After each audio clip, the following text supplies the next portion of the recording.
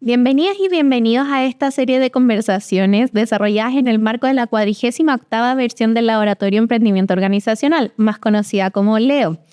Este ciclo de podcast se construye bajo la temática transversal, USACH, formando personas, transformando país. Un lema que refleja un compromiso de la universidad con el desarrollo integral, la innovación y la formación de profesionales capaces de generar impacto real en su entorno. Mi nombre es Isidora Insunza, moderadora en esta ocasión, y junto a Claudio Pérez, quien será el entrevistador, estaremos conduciendo este espacio de diálogo donde invitadas e invitados compartirán su experiencia, aprendizajes y visiones sobre el crecimiento profesional y los desafíos actuales de sus disciplinas. Agradecemos especialmente la presencia de nuestra invitada de hoy, Marcia Espinosa, quien ha dedicado tiempo para acompañarnos y aportar con su trayectoria a esta instancia de conversación. Tiene una formación en psicología en la Universidad Central, tiene un diplomado de psicología positiva y bienestar en la Universidad Adolfo Ibáñez, tiene un máster en psicología positiva aplicada en la Universidad de Jaume I y además cuenta con una certificación en coaching personal y liderazgo en la consultora Creantum Santiago. Entre sus principales contribuciones a las organizaciones destacan el fortalecimiento del clima laboral dentro de los equipos de trabajo, siempre poniendo el foco en las personas, la optimización de los sistemas de selección profesionales y ejecutivos idóneos para distintos tipos de empresas, y el impulso al desarrollo de habilidades personales y profesionales que potencian tanto el desempeño de los colaboradores como su nivel de autorrealización. ¿Le gustaría agregar algo más a lo dicho anteriormente? No, yo creo que ha sido un súper buen resumen. Muchas gracias, Isidora, Claudio, por invitarme. Así que estoy feliz de estar en esta conversación hoy día con ustedes. Qué bueno, muchas gracias por estar aquí. Me gustaría que partiéramos hablando sobre, si pudiera explicarnos, o explicarle a la audiencia también, de qué se trata el liderazgo positivo y la psicología positiva. Bien, es mi tema favorito. Bueno, la psicología positiva es el estudio científico del funcionamiento óptimo de personas y organizaciones. Y es interesante porque antes la psicología se dedicaba mucho más a estudiar la patología o la enfermedad. Y fue en el año 1998 cuando Martin Seligman propuso estudiar y focalizarnos en una psicología más positiva que estudiara todos aquellos aspectos que nos hacen experimentar bienestar y felicidad. Dentro de la psicología positiva hay una rama que es la psicología organizacional positiva que estudia lo que es el funcionamiento óptimo de personas en los lugares de trabajo, el bienestar de las personas en el lugar de trabajo. Y ahí el foco está entonces en aquellos aspectos positivos o destacados o las fortalezas de tanto las personas como las organizaciones para generar óptimos procesos de funcionamiento.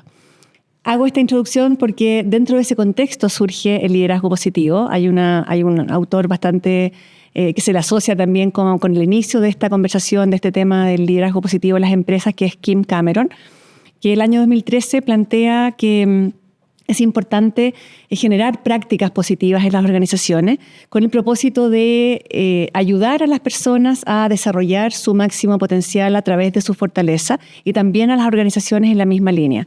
Y todo eso va a confluir a tener efectivamente mejores resultados organizacionales, mejor productividad, eficacia, que es lo que les interesa obviamente a la administración. Y él propone 4 pilares en el fondo, que tiene que ver con el clima positivo, que se puede promover a través del enfoque en emociones positivas como la gratitud, a través de muros de gratitud o un check-in emocional antes de partir las reuniones, por ejemplo. Por otro lado, plantea la importancia de la comunicación positiva, que tiene que ver con generar diálogos constructivos, de comunicarse, escuchar activamente, de tener un lenguaje propositivo en vez de centrarse en la carencia con los colaboradores. Lo otro son las relaciones positivas, que tiene que ver con construir vínculos amables, que favorezcan las relaciones, que favorezcan la colaboración, respeto, por supuesto. Y finalmente, el propósito positivo, que tiene que ver con darle un sentido a tu quehacer en el trabajo y conectar con tus valores. Eso es más o menos un poco la explicación. Ya. Qué lindo, y es mucha información también en muy poco tiempo. Y siguiendo con eso, ¿qué evidencia hay de todo esto? que ayuda a la organización? Hay muchísimos estudios, porque como decía al principio, esto tiene que ver con una ciencia y desde ahí en adelante se han dedicado a estudiar diferentes personas o diferentes investigadores este tema de la felicidad en las personas y en las empresas. Y se ha demostrado que cuando se generan estas prácticas positivas en las organizaciones, hay indicadores súper concretos como un aumento de la productividad, un aumento de la atracción por el talento, por ejemplo, de la innovación, obviamente disminución en las tasas de ausentismo, en la rotación de personal, las licencias médicas por estrés. Entonces es un beneficio que llegó para quedarse y es una mirada mucho más humanizante de lo que son las organizaciones hoy en día. Entonces, de cierta forma, los líderes de cada como empresa o de cada equipo son fundamentales como para que se dé esta dinámica. Totalmente. O sea, de hecho, las personas renuncian a los malos líderes, a los malos jefes, no a las organizaciones. Te puede marcar muchísimo un liderazgo que no favorezca tu crecimiento y que efectivamente genere toxicidad en el ambiente más que promover el florecimiento de las personas con las que trabajas. Interesante. Y siguiendo la misma línea, hablando de los líderes, en la cultura chilena, ¿cómo cree que debería ser un líder, por decirlo así, dentro del marco de nuestras culturas? Sí. A ver, yo creo que esta mirada de la psicología positiva y de los líderes positivos está funcionando en diferentes continentes hoy en día. Es algo que ha ido naciendo, como les dije recién, desde el año 98, los últimos 25 años, se ha ido desarrollando esta mirada en las organizaciones. Y yo creo que este líder puede ser, o sea, ya hoy día en las empresas vemos mayor preocupación. Yo creo que ha habido un cambio, a lo mejor no en todas, no tengo estadísticas en Chile como para enfocarme a esa mirada distinta de cómo funcionan los liderazgos. Sin embargo, yo que trabajo en esto y me toca hacer talleres en diferentes organizaciones, ahí hay líderes, tanto de las áreas de recursos humanos como gerencias generales, de la dirección alta, que están preocupados de este tema y que están invirtiendo en hacer diagnósticos organizacionales que tengan que ver con el bienestar emocional de los trabajadores y generando prácticas de resiliencia, prácticas, como les decía, de una mejor comunicación, de climas positivos, de relaciones positivas, centrado en emociones positivas. Por lo tanto, yo le veo bastante cabida y bueno, hay una gran pregunta que se hacen siempre respecto al liderazgo, si es que se nace o se hace. Yo creo que la respuesta es las dos y hoy día se puede entrenar a los líderes para desarrollar esa fortaleza. Yo trabajo como coach con bastantes líderes de diferentes empresas y esa es un poco la mirada, ¿no es cierto? De ver a las personas, de poner a las personas al centro y desarrollar esos vínculos que se requieren para que las personas saquen su máximo potencial. ¿Y cuáles serían algunas de las prácticas que nos hablaba? Por ejemplo, estos diálogos constructivos, por ejemplo, feedback, en las evaluaciones de desempeño que estén centradas en las fortalezas de la persona. Obviamente que siempre hay aspectos a mejorar que también se trabajan, pero siempre desde la mirada del respeto y construir juntos un mejor desempeño para la persona. Pero también la construcción de espacios emocionales positivos, como por ejemplo desarrollar un diario de gratitud en la empresa o en el equipo, en donde cada uno tenga la posibilidad de escribir todos los días por qué está agradecido. Y eso es una práctica que todos podríamos también desarrollar en el día a día. Al final del día, en vez de centrarme tanto y caer en la rumiación de qué es lo que no funcionó y darle vueltas y vueltas a lo que no funcionó, centrarnos en lo que sí tuvo éxito, en lo que sí me aportó bienestar hoy día y agradecer por eso al final del día. Eso también se puede hacer en las organizaciones. ¿Y qué cree que es más importante dentro de un líder? ¿El saber manejar la orientación al trabajo o la preocupación por el clima organizacional? Yo creo que las dos cosas van de la mano. Cuando un líder se preocupa genuinamente por las personas que trabajan en su equipo, me refiero a conocerlas, saber lo que les pasa, que esto no sea solamente, o sea, que no sea transaccional, sino que pasamos muchas horas en el trabajo en forma diaria, por lo tanto es importante humanizar estos espacios de trabajo. Y si el líder se preocupa, como vengo diciendo, de la persona, si la ve, si sabe lo que le pasa, si genera espacios de conversación, Y nos alejamos del antiguo modelo de liderazgo que tiene que ver con una cosa más autoritaria, en la cual te entregaban instrucciones y iban las personas a la oficina a hablar con el jefe para pedirle una solución. Si nos detuviéramos un rato y le dijéramos, a ver, ok, te pasó esto, ¿qué se te ocurre a ti que podríamos hacer? En vez de darle automáticamente, porque estamos todos apurados por sacar rápido la pega, en vez de darle todas esas respuestas, darle espacio para que reflexione, darle espacio para que venga con sugerencia, eso podría generar un cambio porque lo haces pensar haciendo. Y a través de ese aprendizaje las personas se va a empoderar, se va a sentir con mayor autonomía, va a tener mayor seguridad en lo que está haciendo y por ende va a desplegar todas sus fortalezas. Y si esa persona esa persona se conecta con sus fortalezas y entrega lo mejor de sí y va motivado a trabajar, va a producir más. Entonces, a la larga, si tú trabajas desde este punto de vista con las personas, vas a generar finalmente resultados organizacionales positivos para el funcionamiento de la empresa, que es la eficiencia, digamos, de la empresa, ¿no? Sí. Y siguiendo por la misma línea, ¿cree que los chilenos siempre se necesitan, por decirlo así, necesitan instrucciones?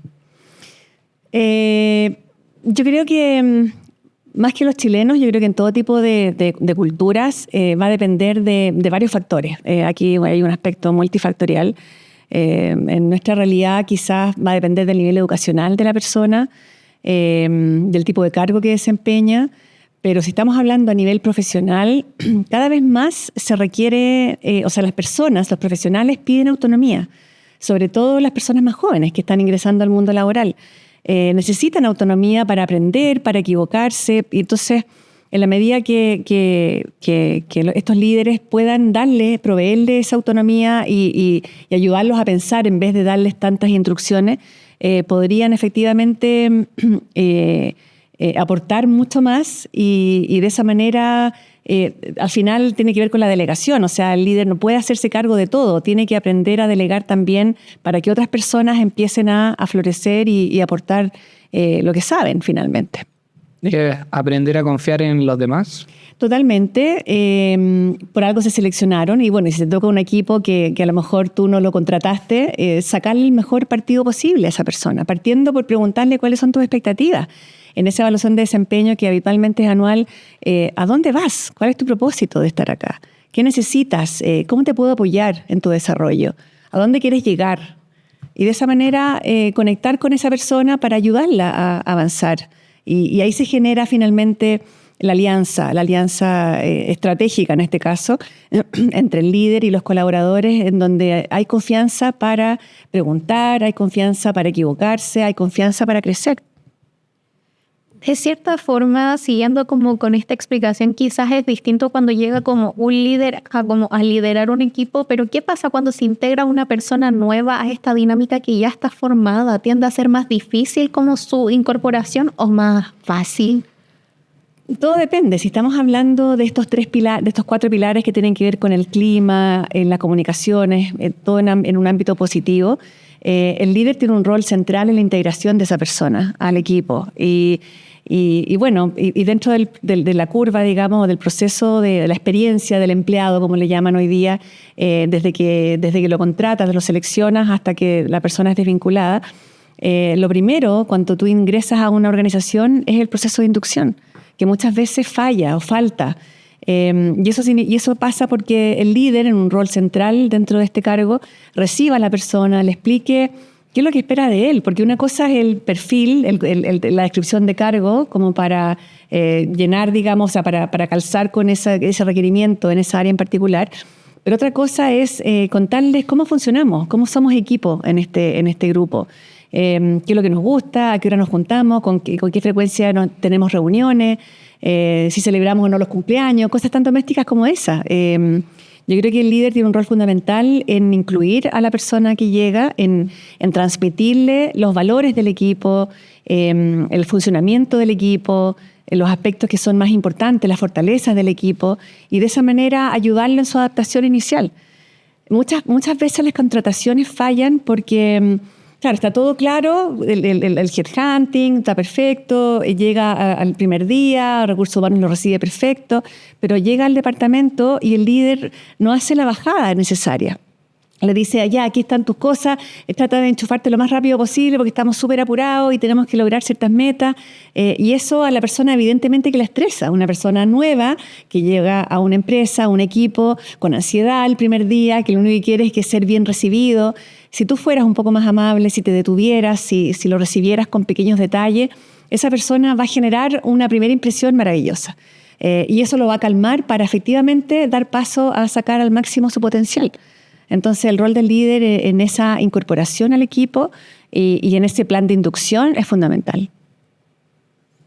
Bueno, y ahora hablando, ya que acaba de mencionar a los headhunters, en base a su experiencia como headhunter, ¿le parece que las expectativas de un recién egresado o alguien que está postulando son muy distintas a la realidad?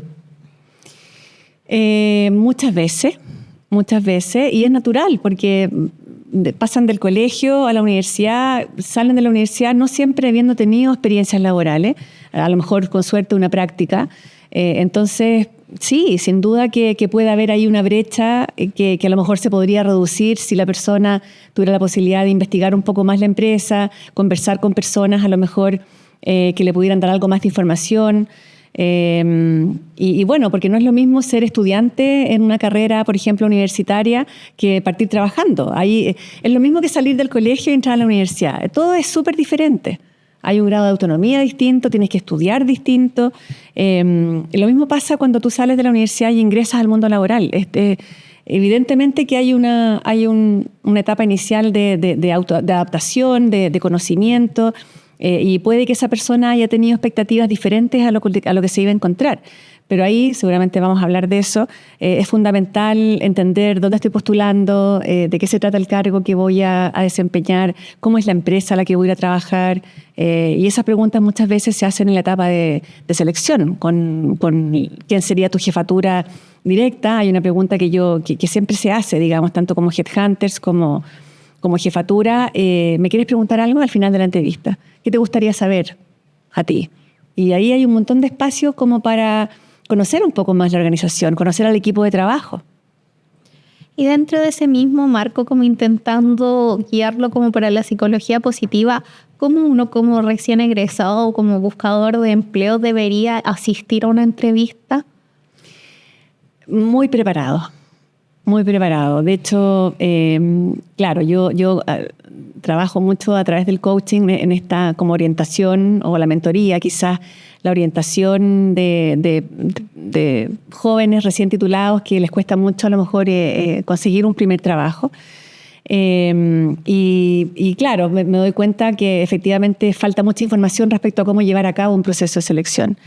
Y yo creo que la clave está en prepararse, en conocer bien, o sea, de partida definir por dónde quieres partir. Es súper difícil, así como es difícil a los 18 años elegir lo que vas a hacer el resto de tu vida, y me refiero a una carrera.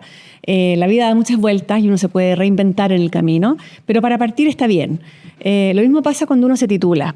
No sé, ustedes están, entiendo, terminando la carrera de ingeniería.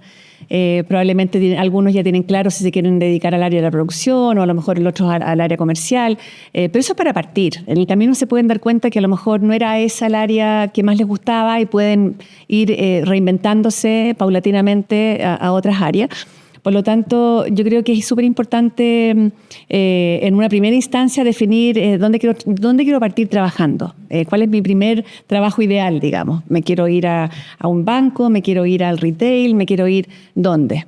Y de acuerdo a eso, hacer esa investigación, ese research que uno le llama, ¿no es cierto? Tipos de empresas en las que podría trabajar, obviamente postular a los avisos, antes de ir a una entrevista, investigar la empresa, porque si te preguntan por qué estás acá o por qué te interesó trabajar con nosotros, tienes que tener una respuesta. Entonces, yo creo que la palabra clave acá es preparación. Y bueno, más allá de la preparación, también deberíamos ir con una cierta actitud y de una cierta manera, porque quizás si yo sé mucho de la empresa y no sé, me pongo nerviosa y me pongo a vomitar información, quizás puede parecer que estoy siendo prepotente, así como no, yo sé más que tú, o se puede denotar demasiado mi nerviosismo. ¿No? Sí, bueno, ahí va a depender de las habilidades de cada uno, pero cuando uno pasa por periodos de mayor tensión, de mayor estrés y se eleva el cortisol, es importante volver al centro, y hay muchas técnicas para eso. O sea, prepararte para una entrevista también pasa por respirar antes, prepararte también definiendo cuál te van a preguntar, tus fortalezas y tus aspectos a mejorar, te van a preguntar por qué estás acá, te van a preguntar cómo te ves a lo mejor en un tiempo más. Por lo tanto, preparar esas preguntas te va a dar mayor tranquilidad que ir espontáneamente a no sabes qué, y obviamente te vas a poner más nervioso. Entonces, yo creo que hay un proceso previo de centramiento frente a cualquier tipo de desafío. Así como te centraste para dar un examen en la universidad, a lo mejor aquí, antes de una entrevista, que es un importante desafío, también hacer algún ejercicio de respiración, conectar con tus fortalezas y confiar desde un lenguaje positivo, que todo va a salir bien y que confíes en tus capacidades para que te vaya bien en esa entrevista. Sí, y en su opinión como headhunter, ¿cuáles cree que son las competencias o habilidades personales más relevantes a la hora de ir a intentar conseguir un puesto de trabajo?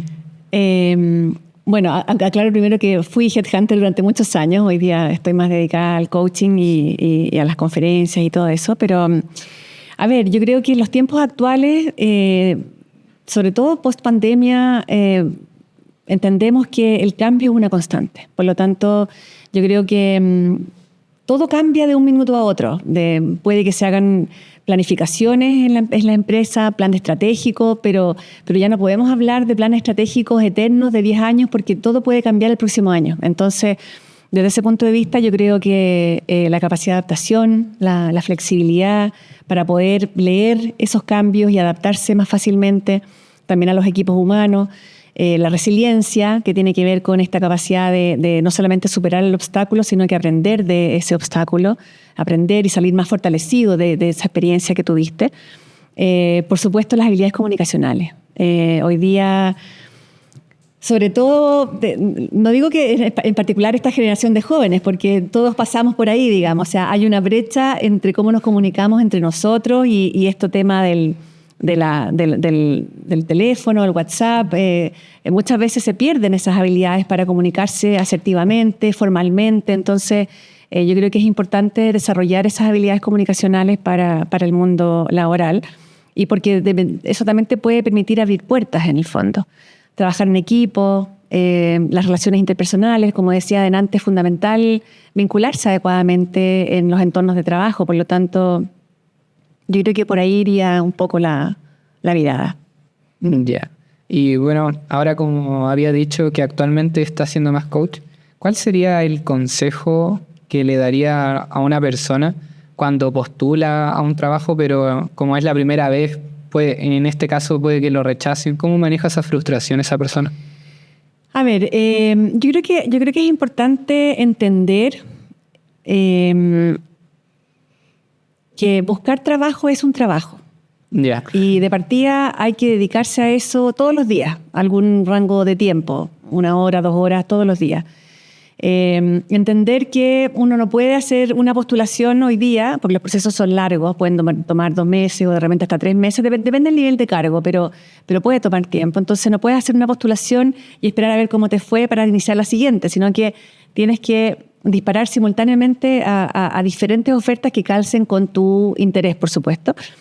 Por lo tanto, tener claro que a lo mejor la ecuación va a ser 10-1, o sea, de 10 postulaciones, avisos que tú veas, puede que en uno te llamen. Y aquí hay un proceso que es como un embudo, ¿no es cierto? Hay una etapa inicial de postulación a diferentes lugares. Después viene el filtro curricular y puede que te contacten para levantar algunos antecedentes y hasta ahí llegues. Pero si sigues avanzando, viene a lo mejor una entrevista, y si sigues avanzando, viene un examen psicológico, y si sigues avanzando, viene la entrevista final en la empresa con el gerente, no tengo idea. Entonces, entender que ese es el funcionamiento. Por lo tanto, esto no tiene que ver conmigo, están todas las personas en la misma, porque muchas veces uno se angustia pensando, ¿estaré yo mal? No, así es el proceso, y aceptar eso es un primer paso para calmar un poco la ansiedad. Y prepararse, como digo yo. O sea, yo creo que es importante entender cuáles son estas diferentes etapas, hacer el trabajo de de junto con buscar trabajo, si es lo único que estás haciendo porque ya terminaste la universidad, yo recomiendo cuidarse, ya que estamos hablando de bienestar. Haz aquellas cosas paralelamente que te ayuden a estar bien, a sentirte mejor, como, no sé, si practicas algún deporte, la meditación, juntarse con amigos, por supuesto. Está demostrado científicamente que los vínculos saludables generan felicidad. Las personas que envejecen acompañadas, no necesariamente una pareja, sino que de grupos de amistades, se enferman menos, experimentan mayor bienestar, viven más años. Entonces no podemos dejar fuera a nuestras amistades, a las personas que nos nutren. Hoy día se habla mucho de las personas vitaminas, ¿no es cierto? Las personas que te generan una buena energía. Entonces yo diría eso: meditar, hacer ejercicio de respiración, hacer algún deporte, alimentarse bien, dormir bien. Frente a un periodo de estrés, yo creo que eso puede acompañar el proceso, junto con hacerse la idea de que plan de trabajo diario, 1 o 2 horas dedicadas a buscar trabajo. Dentro de este mismo ámbito, si bien nosotros nos podemos preparar como lo mejor posible, estudiar la empresa, siempre hay ciertos imprevistos que se pueden dar. Entonces, por ejemplo, si no sé, voy a una entrevista y justo se cortó el metro, entonces voy llegando atrasada, obviamente voy a tener ciertos nervios que no tenía porque no estaba dentro de mis planes. ¿Hay alguna técnica que se pudiera como recomendar como para bajarme a tierra, como que no se va a acabar el mundo?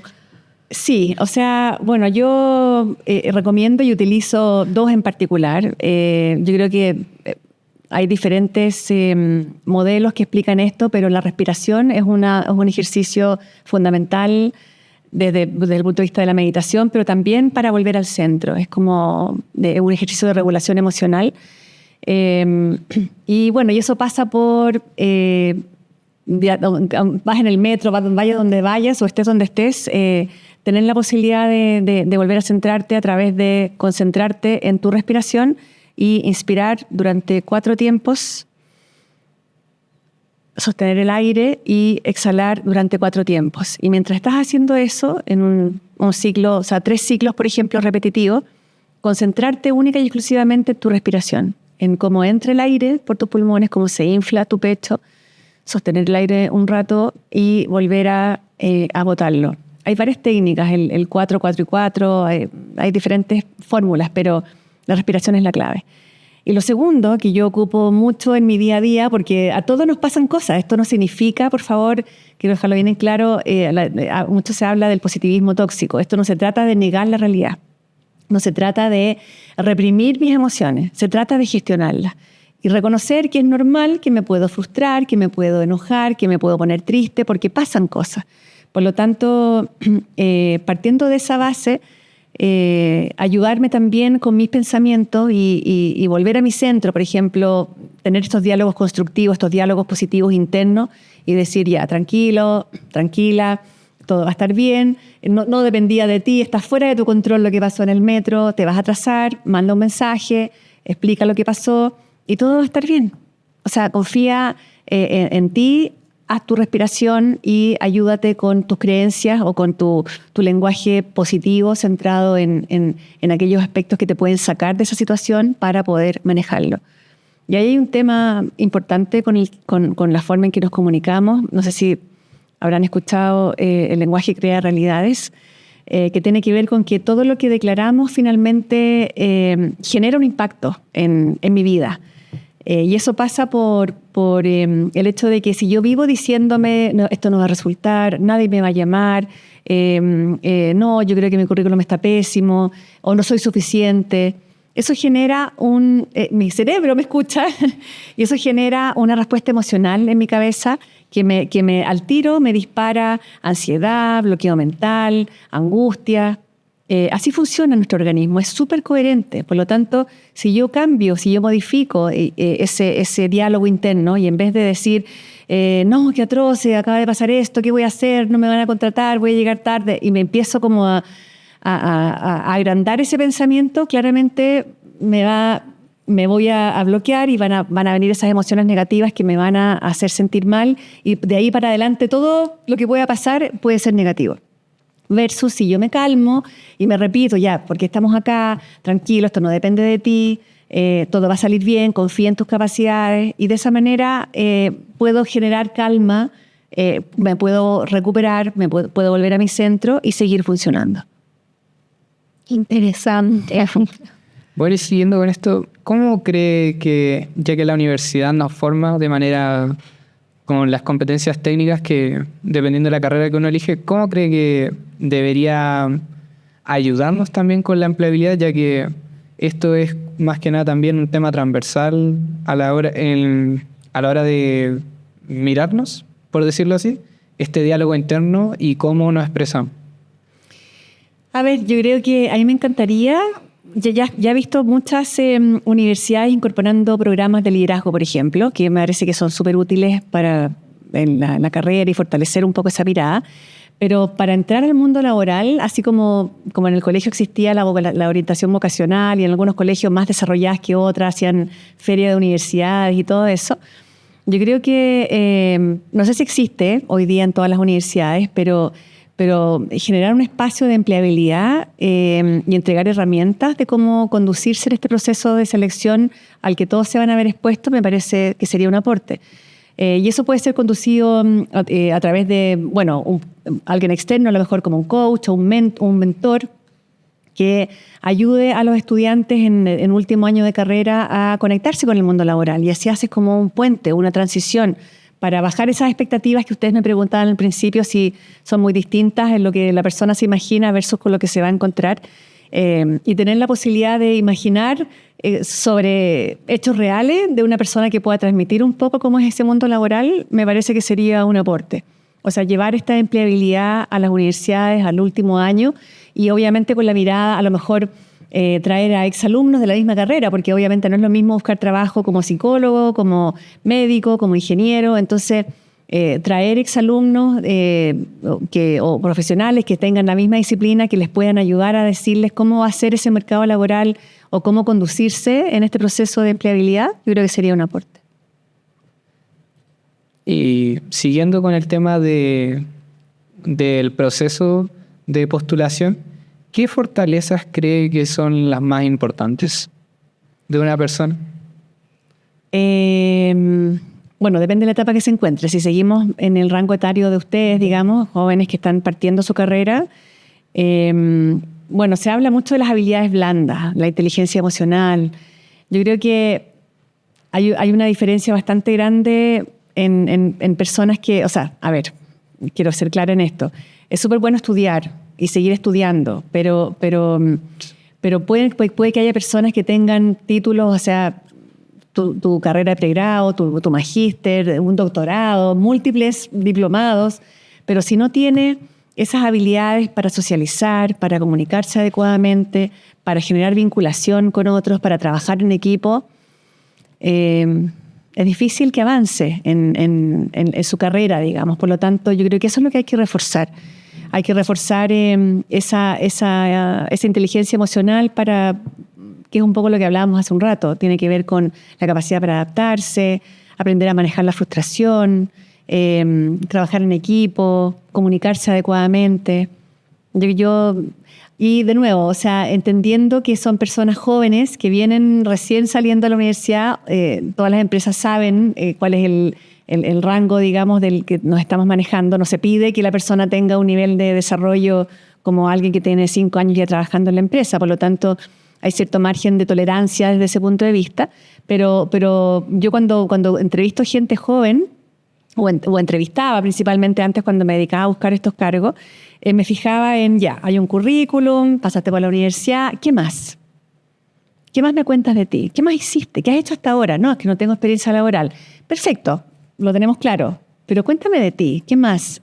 ¿Cuáles han sido tus intereses en este tiempo? Y ahí uno valora mucho, para poder desarrollar esas habilidades que te van a servir en la empresa, el que los jóvenes hayan participado, no sé, en fundaciones, en Techo para Chile, en trabajo voluntario, que hagan deporte o que pertenezcan a, no sé, agrupaciones distintas, no sé, scout, líderes universitarios. Todo eso va forjando el carácter. Todo eso te va desarrollando las habilidades blandas que tú necesitas para, uno dice muy en chileno, pero para muñequear en tu futuro laboral. Dentro de ese mismo marco, o sea, hablamos ya como tenemos un currículum quizás bueno, pero también en el primer podcast hablamos con Viviana Arauz, que es una asesora de imagen y que también nos confirmó que de cierta manera la primera impresión que da una persona al llegar a una entrevista es muy importante. Entonces, además de que debería llegar como bien vestida, o sea, no necesariamente con ropa carísima ni mucho menos, sino que bien vestida, ordenada, como prolijamente, como que llegue bien aseado. Pero, ¿qué características podrían como denotar como que no es preparado o como que la verdad, independiente de que tenga un muy buen currículum, no? A ver, yo estoy de acuerdo con esto de la imagen y efectivamente no tiene que ver con ropa cara, sino que tiene que ver con presentarte, con respetarte tú y respetar al otro. Y finalmente entender que todo habla de ti. Aquí voy a hablar desde la psicología, desde la psicóloga que soy. Todo habla de ti, desde la llamada para que no sé, la secretaria, el asistente que te coordinó la entrevista, de cómo te manejaste ahí, hasta cómo te presentas a la entrevista y por supuesto cómo te vas. Todo habla de ti y uno se va a fijar en esos detalles. Si saluda, si es respetuoso, cómo se sienta. El lenguaje corporal habla muchísimo. No es lo mismo tener una actitud así como estamos sentados nosotros hacia adelante, como, bueno, está el micrófono, pero como dispuesto e invitando a la conversación, que una persona que esté echada para atrás y que demuestre que no está ni ahí, como dicen ustedes, ¿no? Como que no le interesa lo que estamos conversando. Entonces, cuidar esos detalles. Y yo siempre menciono, hay un elemento central cuando uno va a entrevistas laborales a toda edad, no solamente las personas jóvenes, que es generar ese enganche. O sea, tiene que haber una vinculación emocional en ese espacio, en el sentido de que no puedes ser un robot que te aprendas de memoria tus fortalezas y vayas a hablar entonces recitar tu currículum. No, sé tú, entrénate antes para que manejes tu marca personal, ¿no es cierto? Todo lo que vas a aportar, pero entre espontáneo, vincúlate con la persona. Pregunta lo que no sepas, sé tú.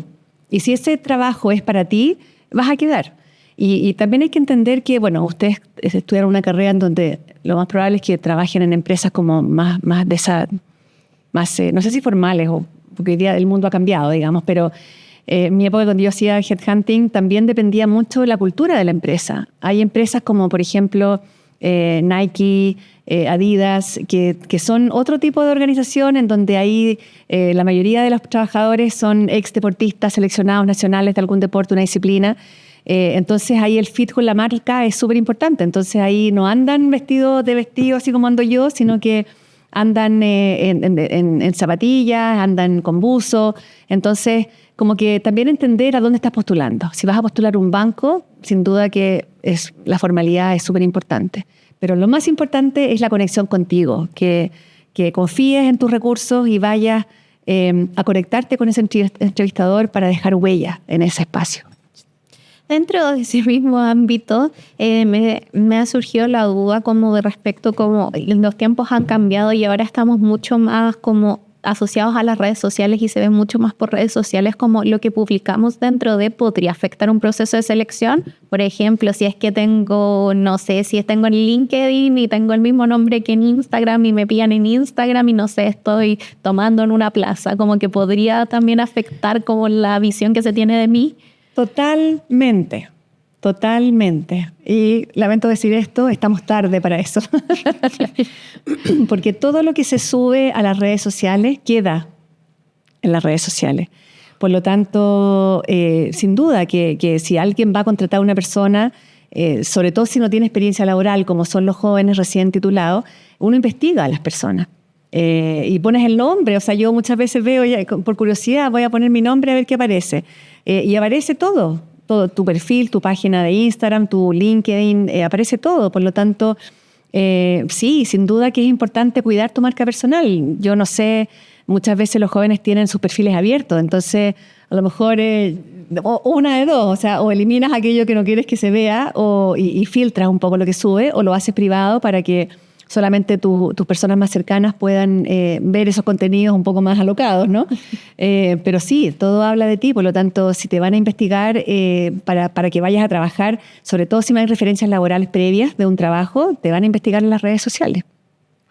Una duda, ya ha mencionado lo de marca personal. Sí, quería saber si marca personal es solamente lo que uno transmite o es algo más. Bueno, hay diferentes definiciones, pero yo ocupo marca personal para hablar de todo lo que habla de ti. Es decir, tu presencia, por ejemplo, los contenidos que tú generas en redes sociales. Si hablamos de LinkedIn, si tú eres una persona, por ejemplo, yo trabajo el bienestar, trabajo el liderazgo positivo, trabajo en coaching, entonces mis temas son esos.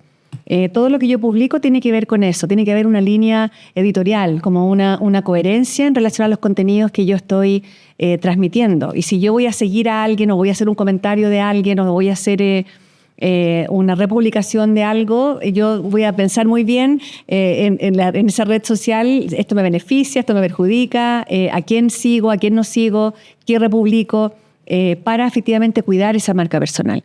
Todo habla de nosotros. De nuevo, y por lo tanto es muy importante ser coherentes.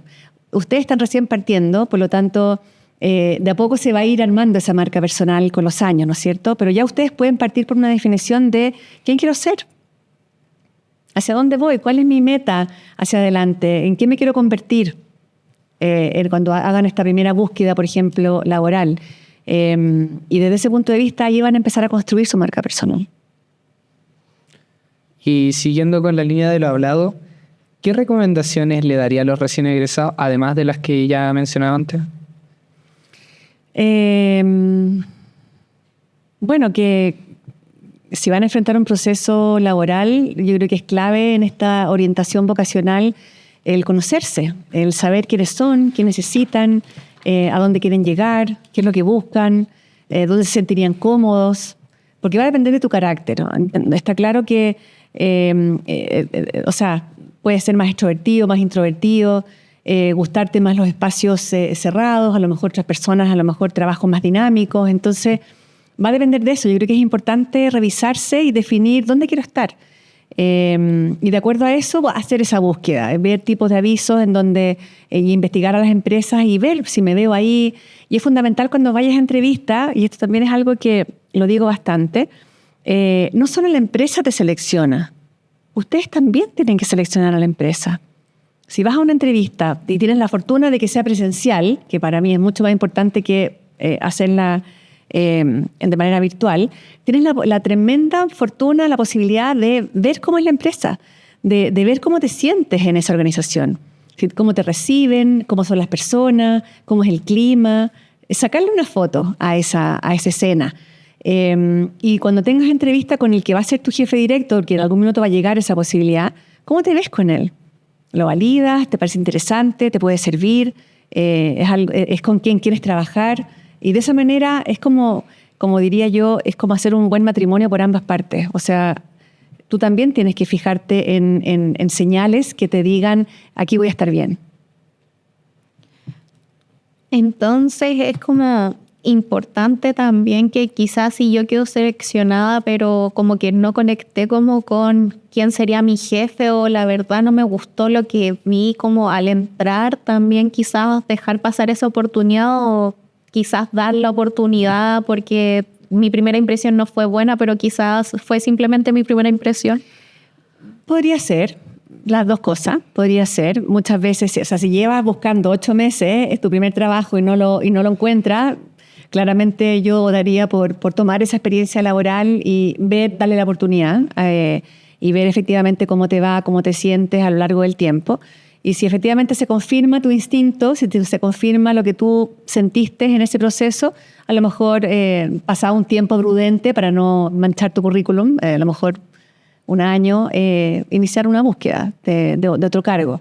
Pero si tienes la posibilidad de elegir, sin duda básate en tu instinto, qué es lo que te dejó esa primera impresión cuando fuiste a la empresa, cuando te conectaste con esa jefatura, o sea, con esa potencial futura jefatura. Sí, es importante considerar eso. Bueno, escuchándola me surgió la duda con respecto al autoconocimiento, de que lo he escuchado muchas veces. ¿Qué herramientas cree que serviría para uno hacerse una autoevaluación o de autoconocimiento? Porque muchas veces también uno puede creer que sabe lo que quiere o puede que no, que simplemente no sabe. Entonces, ¿cómo tal vez ir despejando dudas, por decirlo de cierta forma. Mira, conectándonos con la psicología positiva, a mí me parece que esto se puede abordar desde las fortalezas del carácter. Y aquí hay muchas posibilidades. Lo formal, hay una página web de la Universidad de Pensilvania que se llama Institute of Character, en donde tú puedes ingresar crear una cuenta y responder una encuesta para conocer cuáles son tus principales fortalezas. Y puedes elegir el idioma porque está en varios idiomas y eso te puede dar una clave respecto a cuáles son tus 5 principales o 6 principales fortalezas, y saber eso te ayuda a tomar mejores decisiones, no solamente de dónde trabajar, sino que en general en la vida. Si no tienes esa posibilidad, puedes juntarte con personas que te conozcan, con tus compañeros de universidad, a lo mejor con tus amigos o en la familia, y hacer algún juego que tenga que ver con, por ejemplo, un túnel de fortalezas, en donde las personas se ponen frente a frente, 5 acá, 5 allá, y el que va pasando por el medio, cada uno le va diciendo alguna fortaleza que observa en él o en ella. Y te vas entonces con una bolsita de fortalezas que te ayuda a darte cuenta qué es lo que perciben los demás de mí, qué es lo que observan y que yo no me había dado cuenta que era así. Fortalezas, no debilidades, porque de aquí estamos hablando desde lo positivo y la manera de fortalecerte o para afirmarte y conocerte es importante descubrir para qué eres bueno. Bueno, ahora en honor al tiempo pasaremos a otra sección llamada Ping Pong. En esta sección vamos a realizar una actividad más dinámica donde diremos algunas preguntas y usted nos responderá con una palabra, ya sea porque la pregunta incluye una u otra opción o lo primero que se le venga a la mente. Preparar, esto ya le contestó, pero preparar la primera entrevista o improvisar. Totalmente prepararse. Fortaleza valiosa para el currículo. Honestidad, porque, bueno, hasta ahí nomás. Sí. Honestidad. Sí. ¿Currículum largo o corto? Corto, una hoja. ¿Idioma extra o curso técnico? Idioma extra en estos tiempos. ¿Especializarse en un área o diversificarse? A la larga, especializarse. Característica de un líder positivo. Humano, cercano, empático. Habilidad blanda más importante en una organización. Una sola. ¿Comunicaciones? Ya. Si tuviera que darle algún mensaje a las personas que ahora recién están egresando o empezando a postular, ¿qué les diría? Bueno, prepararse, conocerse, definir dónde quieren estar, reconocer cuáles son sus principales fortalezas para postular, asumir que este proceso se puede tomar tiempo, por lo tanto, desarrollar esa tolerancia contra la incertidumbre y la frustración, y mientras tanto cuidarse. Bueno, entonces ahora le ofrecemos unos minutos para invitar a la audiencia a ver este capítulo y que nos cuente qué le pareció esta experiencia. ¿Y que yo los invite? Sí. Ah, bueno. Sí. Bueno, obviamente que dejar a todas las personas invitadas a ver este capítulo, ojalá comentar qué les pareció, plantear ahí sus inquietudes y espero que les sea útil. Y me imagino que van a dejar mis datos, así que cualquier duda me pueden contactar. Sí, bueno, de la misma manera le dejamos unos minutos también para que pueda promocionar sus redes. Ah, perfecto. sus vías. Bueno, les recuerdo que mi nombre es Marcia Espinosa. En Instagram me ubican como coach-Marcia Espinosa. Se escribe coach-Marcia Espinosa con S. Y en LinkedIn por mi nombre simplemente. Yeah. Bueno, con esto damos cierre al capítulo de hoy. Ha sido un gusto compartir esta conversación y explorar distintas perspectivas que aportan al desarrollo personal y profesional. Agradecemos nuevamente a nuestra invitada Marcia Espinosa por su tiempo y por acompañarnos, y debido a lo mismo le queremos entregar un pequeño presente a manos de nuestro subgerente Amaro Díaz. Muchas gracias. y una libretita con su nombre. ¡Oh, qué bonito! La mascota de la Universidad de Lusachín. ¡Oh, qué lindo! Muchas gracias. A usted por venir también y por el tiempo. ¡Qué lindo! Muchas gracias por estos regalos, por la invitación y espero que les haya servido. Sí, muchísimas gracias. Entonces, a quienes nos acompañan, gracias por escuchar y por ser parte de este espacio. Les invitamos a seguir atentos a los próximos episodios.